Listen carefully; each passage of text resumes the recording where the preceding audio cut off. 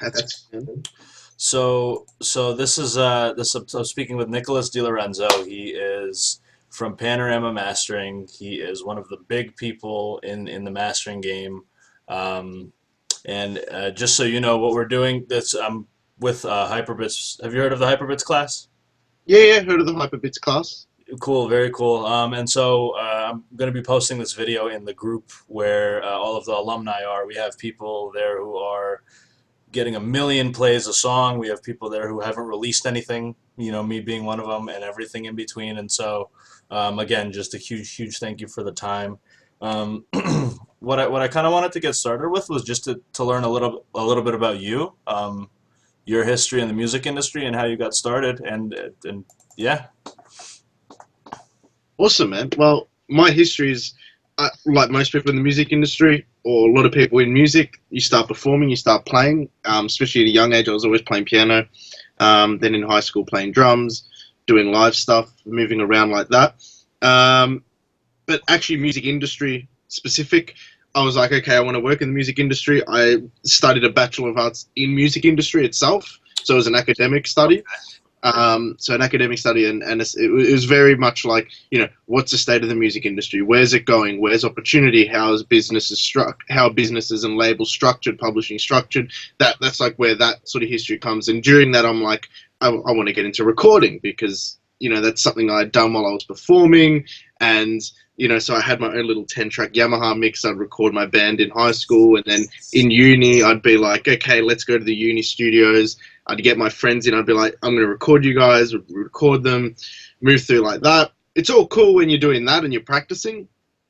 Then I got my ass kicked when I started interning, Okay. because when you intern in a professional place, it's completely different to when you're doing it on your own. Because when you're learning, you're experimenting, so you're doing your own things for yourself. Yep.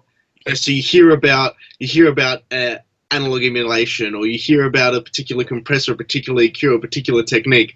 You can do that on your own time because it's not costing anybody any money. But when you're interning, you don't have that sort of you can't take those liberties. Yes. And that was a big slap over the head, because it was like, you sit there, yes, you patch in what I need.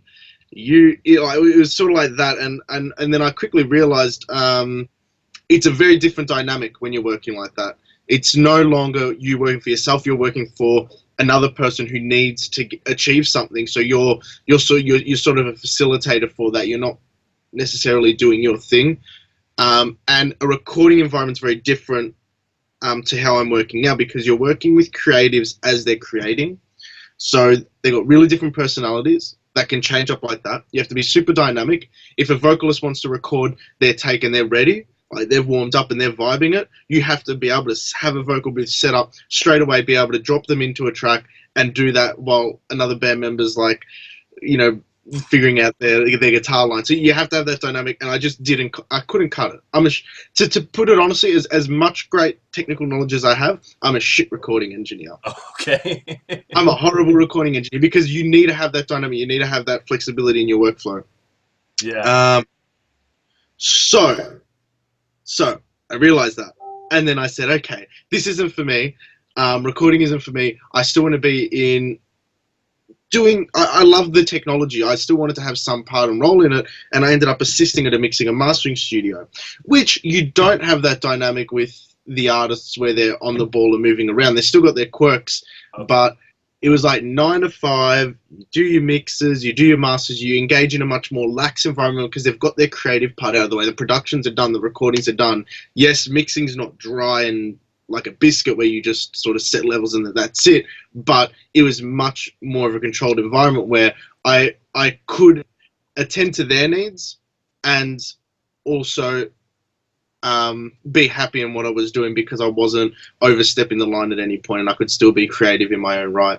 So then I started assisting. So first I started interning after I finished my uni at a recording studio. Then I started assisting at a mixing and mastering studio. And then at the end of that assisting position, I was like, okay, I have the choice. Do I open up my own place, Yeah. or? Yep. And I took that risk. I opened up this place here.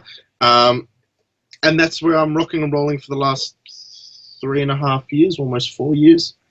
Come Yeah. next I mean, year. that is one thing that I think everyone that's going to watch this video both wants to be able to do and can respect the hell out of, is that you're able to run your own studio. Not only are you doing all of the stuff that we love, the passion-based stuff, the music-related things, but you're also running your business, which in itself, I'm sure, is a full-time thing. And that's a good segue into my next question. What are some of the challenges that you've experienced once you opened your own studio? I remember watching your YouTube video about kind of just like relaxing a bit in the first year, not really realizing that you had to continue hustling for clients. And I just want to hear a little bit about your philosophy in regards to remaining motivated, working through creative ruts, working with difficult clients. What are some of your experiences and bits of advice you can offer about that sort of thing? You'll never stop fucking up. You'll never I love it. up. Okay. And I think it's really good because even now, like right now, I think I'm on an absolute climb.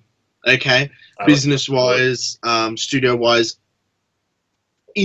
Like I never thought I'd be like musically and technically. The projects I'm working on are always getting on a higher pedigree, which I expected.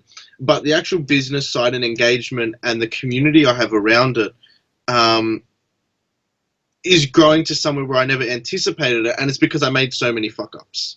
And I continue to make those fuck-ups. And those are the fuck-ups I learn from. Like, from the get-go, as I said, I sort of was a bit lax. You know, I just sort of, like, for anybody watching, if you haven't watched the video, I talk about, you know, one of the biggest mistakes I made is when I set up the studio, I thought just because I set it up, clients would come in, I could do my thing and piss off and go back to sleep and wake up and then start the day again. It doesn't work like that. You actually got to hustle, you got to push it. But when you're fucking up, it is a good thing. If you're making mistakes, if you have clients that are problematic, it is a good thing because it teaches you a lot of skills in order to negate those situations in the future. So if you're not making mistakes or you're not observing your mistakes, you're gonna that's actually a real issue if you're not fucking up. Yeah, because like even you're part of the studio community. I have the private one for this studio, I'm pretty sure. On Facebook. But last night, one of the moderators, we organised a meetup.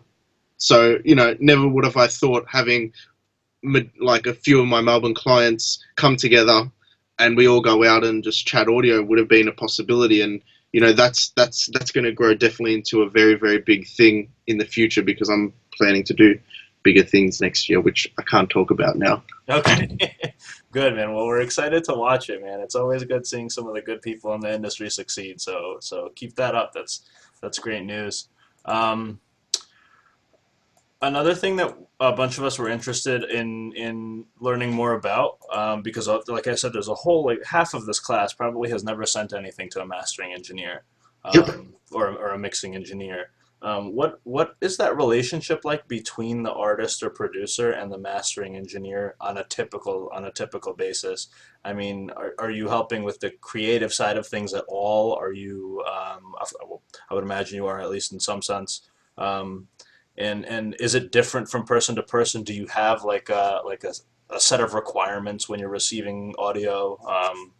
What's the best way to navigate that relationship from the artist side to make your job as easy as possible and make you want to work with us as much as you can? Okay, so the first thing, I'll speak first off my experience and then first as a general, and then next as a general. Okay. So first off experience, the first thing is I always open the dialogue. I absolutely don't like click and collect, where you sort of drop it in, send your money, and then I shoot something out the other end and send it back. I hate that. I really don't because it's just not how to work. Mastering's super subjective, okay? As objective and you know our ears are, and we have to be all technical about it. It's super subjective to the fact that I can take a project, or any mastering engineer can take a project in a million directions. So my thing is, when we start a project, it is a huge dialogue. I actually say, send me your mixes as you're doing them. You know, if you have issues, let's navigate it. Obviously, I'm not going to spend a huge amount of time listening through it and analyzing it, but I'll give you a general idea of where it's sitting. So that way, at least you know how to navigate issues. And when it comes to me for mastering, you know, you've trumped some issues that might have tied my hands a little bit. So I always ask for that dialogue, and then even that, once we open up that dialogue, I actually consider that the start of the mastering process. I actually consider that open dialogue part of it, because everything we do from there on informs me and creates a brief about what comes out at the end. Okay. The idea of just sending something off and getting something back, I think, is like it's like playing a game of roulette. You can get any number. I mean, you can literally use an algorithm for that now, and that's not what it's about. It's not what it's about. It's about having a brief. It's about having a goal. In the most technical form, in the most technical terms, it's just creating a formatted file that gets disseminated and sent.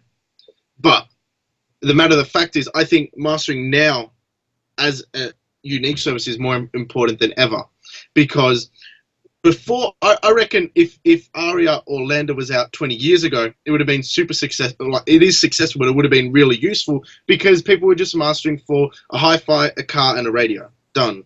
Yeah, yep, yes. Yep. Now people are listening to on iPod headphones, they're listening to it on their phone, they're listening to it on their tablet, they're listening to their car, they're listening to it on so many devices. To not have the ability to have an alternative listening environment that can spot out errors and to be able to navigate the fine properties of a mix is super important right now. I think it's super, because now we don't consume media the way we used to.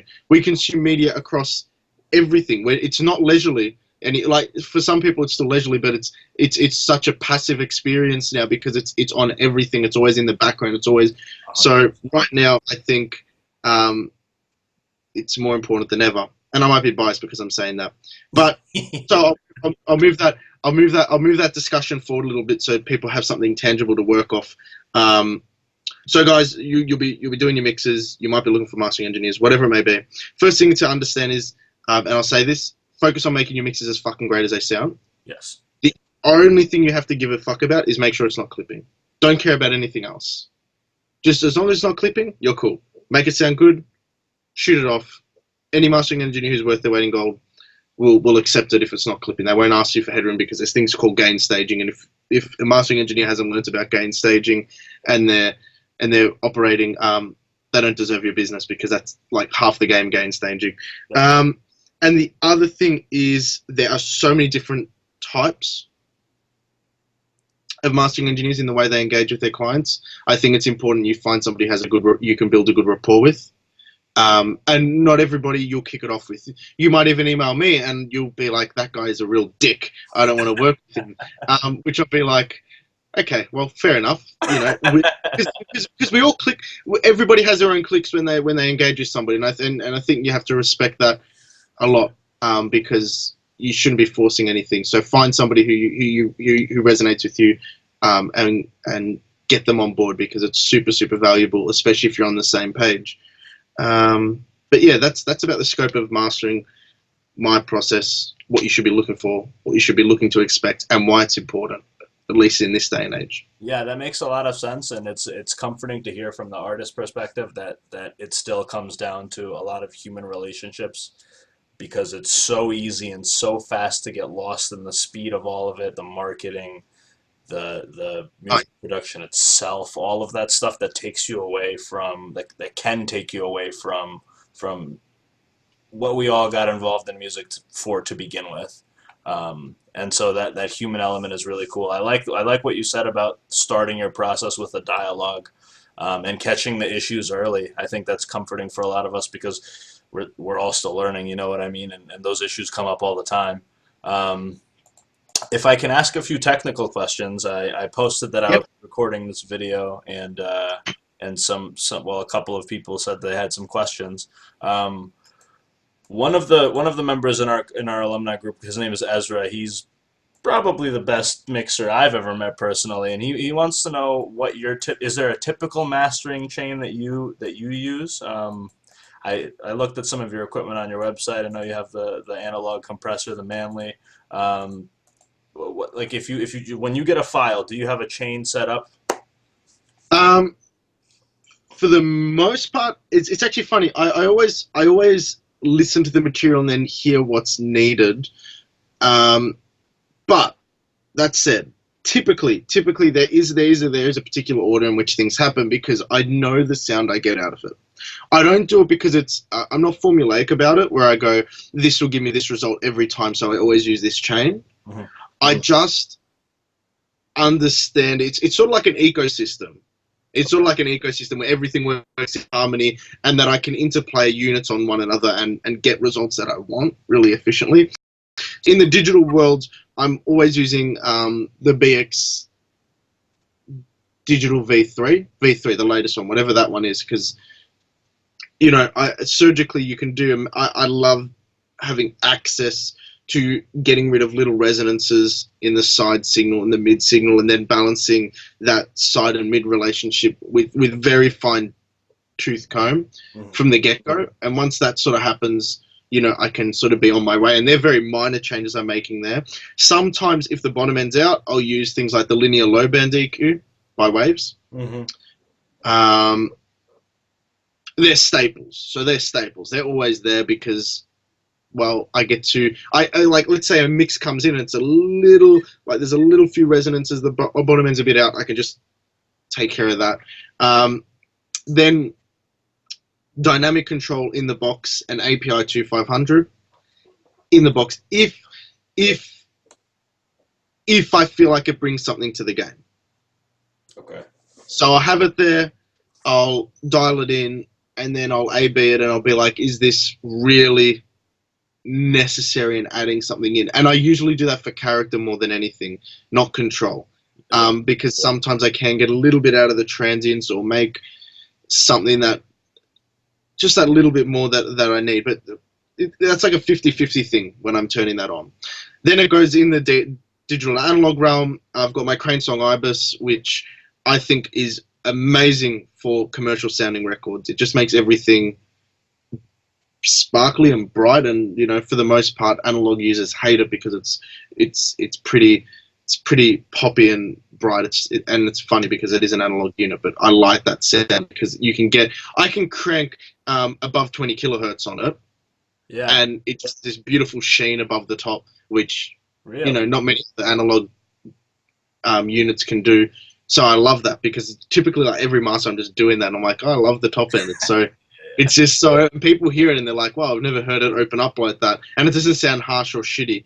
Then I've got the Manly, and the Manly is for very dynamic information I like because I can control the transients and shape them how I want. So if I want something to be a little bit more sharper, a little bit more crisper, I can really slow down the attack time and have everything come out, and it has a nice pump to it, which isn't distasteful by any means. Or if I want something a lot more controlled, I can have it a bit faster, move it around. Then I got the Barry Porter EQ, and that's like a stupidly overglorified car bass mid treble.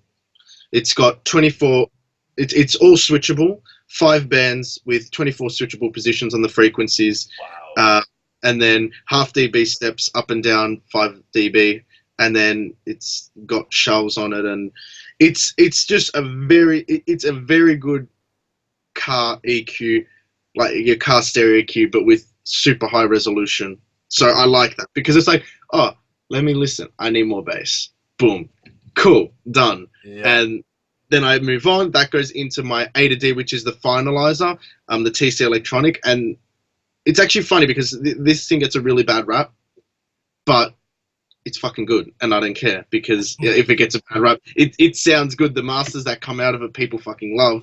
And this is something I adapted from my system position at Eden Sound, and he actually, the engineer I was working for, he actually was flown over to Abbey Road to do John Lord's 5.1 master, and the stereo master for his concert, and he actually brought this unit with him to Abbey Road. And Abbey Road had the latest and greatest TC Electronic mastering suite, and he put this in, and it was just like black and white. This one fucking shitted all over it, and it's an old one that I've bought. Yeah, at Abbey Road. Wow. It's got that disc here. That's this one. If anybody's a Deep Purple fan, you'll know who John Lord is. But yeah, and he did that, and these units are relatively expensive buying brand new, but you can get them secondhand for fucking nothing on eBay. I'm probably going to get another one in case this one goes because I hate to be forking out a brand new fee for one of them. Yeah, yeah, But that's the chain. That's the chain. So it goes through all that. I do have a limiter at the end. I like using the Oxford limiter yep, at the end of the chain. It's just basically a ceiling and like half a dB for that of gain. And the whole time I'm not using more than like half a dB of gain reduction at any point because I can push this A to D really hard and it sounds good. But yeah, that's the ecosystem. I call it the ecosystem because it's my chain, but they all have their own roles. And sometimes things are in, sometimes things are out. yeah, yeah, and that's a really great stopping point for that discussion, and to move on to his next question, where it's kind of like, what are you when you get new music to master, and you're listening, you're trying to listen critically. What are some things that you do to decide what to fix or enhance in the track? I mean, I know it's got to have a lot to do with experience. And it's funny you mentioned Deep Purple. I actually told my mom about this earlier today. I said that you were involved in the remaster of the Deep Purple records, and she flipped out. um, Yeah, yeah. that were the that were the not the remastering. Martin did end up mastering it, but the remixing of Made in Japan.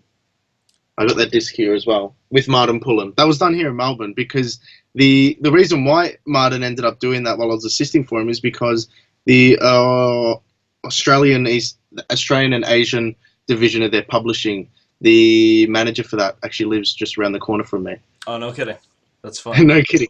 Yeah, it's awesome. You go to his house and he's got all memorabilia, and all records and gold plaques from Deep Purple and shit in his That's house. just fucking cool, man. That's It's just the weirdest thing cool as shit. because it's like a house in Melbourne suburbs, and you just come in and it's like, oh wow. I've taken a Instagram story of it before, just in the room, and people are like, what the fuck is that?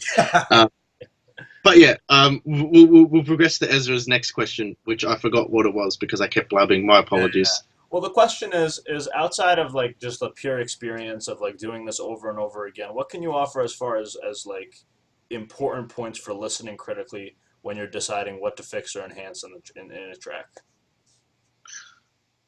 Okay, so I think the way to think critically is to think about the end game, and the end game is that you have to end up with a product that when people get, they enjoy, and that's super important.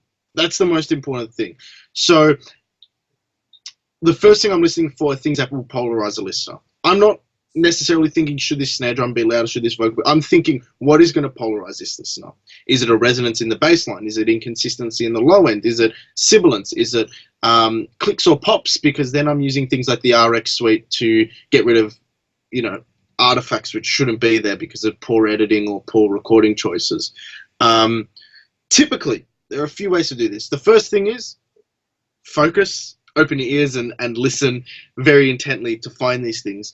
The other way is sometimes when I'm doing my first pass, I will kick back on the couch, do my emails, and play it over a few times. Listen passively. When you're listening passively, then you'll be able to spot out things that your normal listener who also is listening passively will hear.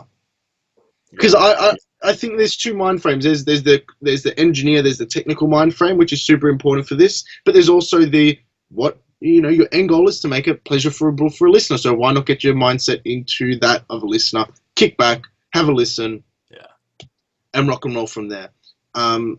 Because I think that's super important. And even when you're mixing, that's a good thing. Like sometimes when I mix a record from time to time, I do that and I just kick back on the couch, have it playing in the background. We'll do emails, and then I'll come back to it. And I'm like, this didn't jump out to me. This jumped out to me too much, and work from there. Yeah. I mean, that's awesome. I think a lot of us who haven't had the experience are often so intent on listening very, very actively and being very, like, sometimes overcritical about things like a snare drum or like a pop or something like that. Um, and I like, at least I'm finding out as I go along, you cannot overestimate the importance of listening passively as well. So I'm glad you brought that up. Um, I have two final questions for you, man. The first of which is multiband compression.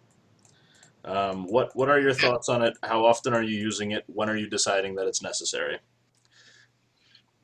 Multi-band compression in mastering. Um, so I think it's a very good tool for this is what was the name of the group again? Sorry, I forgot. I forgot. Hyperbits? Hyperbits, and that's typically leaning towards electronic musicians, correct? Yes, exactly. Yeah, it's almost everyone. Yeah, it's all EDM producers. Yep. Okay, so typically for low end in mastering, it's really good. Um, and it's usually a corrective thing. So if you guys are mastering your own records and you have access to the individual files, and you're mixing it, you shouldn't really need to reach for a multiband because you should be able to negate any issues in the mix. Okay. I'm negating a multiband when I don't have that access because I'm only working with stereo information and the bottom end isn't coming out enough, and I'm like, okay, I need to bring it out. So what I do is I have a slow attack time on like that low octave below 90 hertz, and with that slow attack time, the transients come through, and then I can compress the rest and then gain it up, so it feels like it's punching through a little bit more. Again, but if you're listening and you're looking to use multiband or mastering, that I wouldn't be doing that. I'd be going back to the mix. Yeah.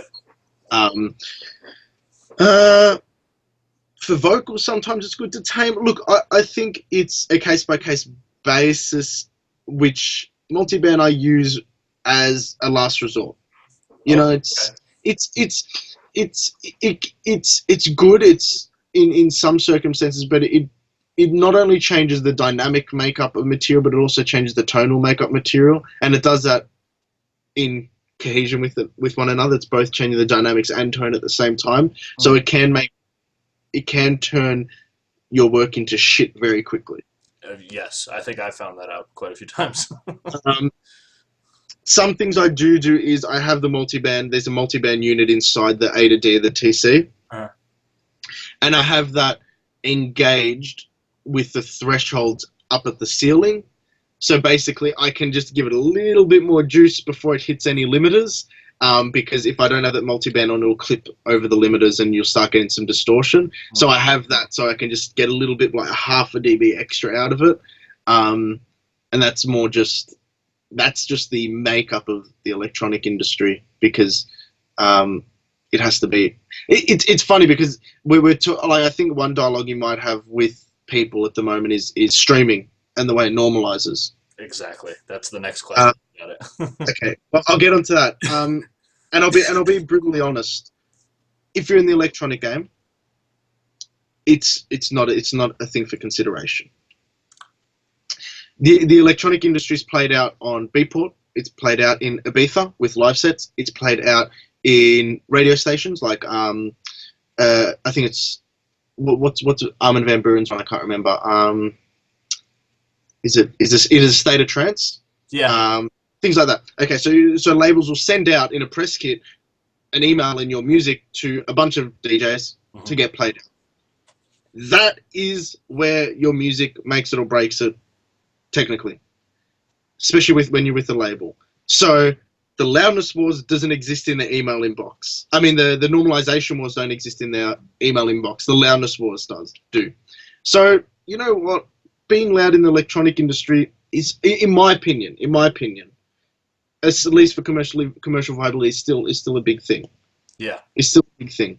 Like one of the artists I work with, Ginnis, he's been in the cahoots with Marlo, who's starting to run Armada sub-label here in Australia. Yeah. And pretty much all of his stuff is slammed to the wall when I master it. Yeah. And you know what? Flat, right? It's absolutely squared off. But it's still tasteful and musical. But that's the difference between when he had his stuff sent off to, he actually got played on A State of Trance by Armin van Buuren, his stuff. That's the difference between people picking it up and listening to it against, when they're just listening to it in their media player and going, yeah, I want to use that in my set, over no. And again, like, that's huge. You need to be getting played in those sets. You need to be getting played over in Ibiza. You need to be getting played by other DJs out, because that's where the electronic scene lives. It's in the live scene, not necessarily in your YouTube or your Spotify. As successful as that can make you, because I think there's a lot of opportunity there you shouldn't forget about. But make it sound fucking good, make it sound fucking loud, because that's where it's going to be going. Yeah, that's awesome. What you're what I've read you write about the loudness and normalization issues in the various groups that we're both in Pensado and a couple of different ones, it's always resonated with me, and it's reminded me to get back to focusing on making it sound good and good, and Yeah, and so that's appreciated. So listen, man, I think we're about out of time here. I cannot thank you enough for taking the time to chat with us, man. Everybody watching, check out it's panoramamastering.com. yeah, or .com.au, both of them. .com.au. That's fantastic. We'll check you out, man. Thank you. We'll chat soon. No worries, my pleasure. Right, have a beautiful day. All right, man.